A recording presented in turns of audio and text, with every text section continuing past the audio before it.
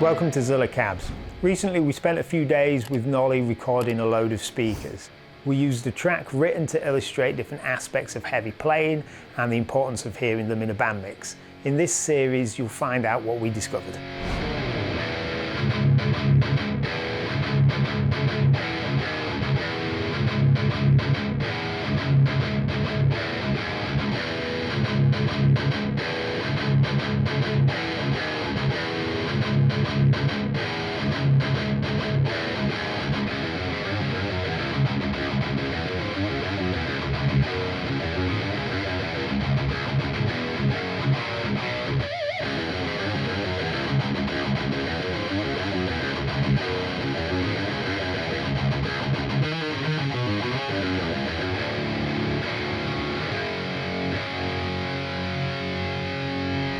The G12 M25, so the classic Greenback, this was one, I mean, I loved how it sounded, but it was just really surprising to me because it's quite dark and it's really close actually to the Vintage 30, the modern Vintage 30 that we had on hand.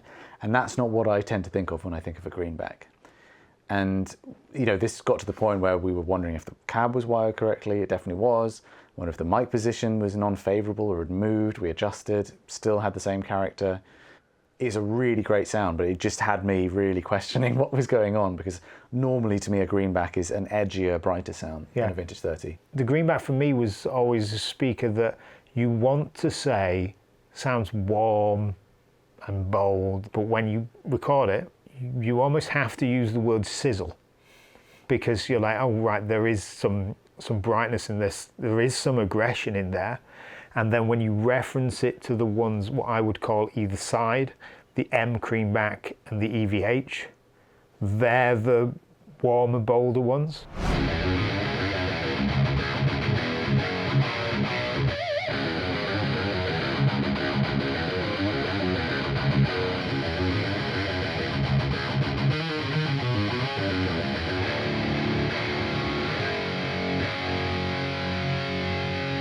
Normally I would say I'd be able to spot those three a mile off, and for some reason in this situation they were a lot closer.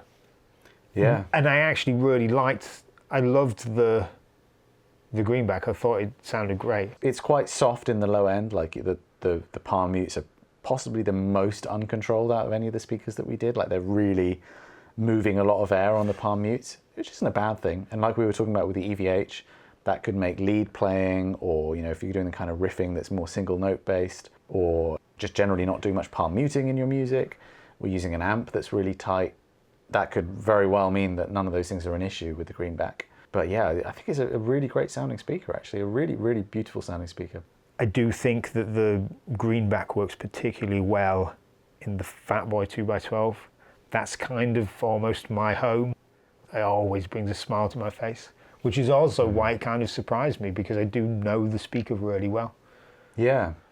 I mean, we should say it's not a really played in speaker. It's probably had a few hours of playing time on it. It's not like it's a thrashed speaker and that's why it's dark. But whatever's going on, it sounds amazing. You know, I'm really into the sound, but it's taken both of us by surprise in this comparison, for sure. Yeah.